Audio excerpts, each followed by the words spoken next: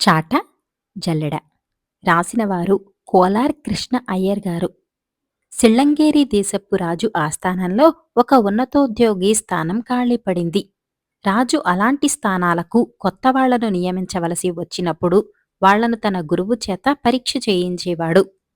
ఈ ఉద్యోగం కోసం వచ్చిన రామశాస్త్రిని, గోపాలశాస్త్రిని రాజు తన గురువు వద్దకు పంపాడు. గురువు తాను పరీక్ష చేసిన వాళ్లకు ఏదో ఒక వస్తువు ఇచ్చి రాజు దగ్గరకు పంపటం మామూలు. ఆ వస్తువును బట్టి అది తెచ్చిన వ్యక్తి స్వభావాన్ని రాజు అర్థం చేసుకోగలిగేవాడు. ఈసారి గురువు దగ్గరకు పరీక్ష కోసం పోయిన రామశాస్త్రి ఒక చాటతోనూ, గోపాలశాస్త్రి ఒక జల్లెడతోనూ తిరిగి వచ్చాడు. రాజు ఎంత ఆలోచించి గురువు చెప్పదలిచిందేంటో అర్థం కాక ఆ పని తన ఆస్థాన పురోహితుడికి అప్పచెప్పాడు. పురోహితుడికి కూడా ఎంత ఆలోచించినా గురువు అభిప్రాయం అర్థం కాలేదు.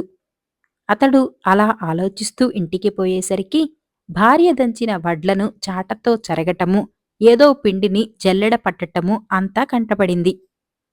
పురోహితుడు మర్నాడు రాజుతో, మహారాజా, గురువుగారి ఉద్దేశం ఇది. రామశాస్త్రి చాటలాగా ఉపయోగమైన దాన్ని ఉంచుకొని నిరుపయోగమైన దాన్ని తోసివేయగల వివేకి. గోపాలశాస్త్రి అలా కాక జల్లెడ మాదిరి ఉపయోగమైన దాన్ని వదిలేసి పనికిరాని దాన్ని అట్టే పెట్టుకునే మందమతి అని చెప్పాడు. రాజు రామశాస్త్రిని ఖాళీపడిన ఉన్నతోద్యోగంలో అప్పటికప్పుడే నియమించాడు.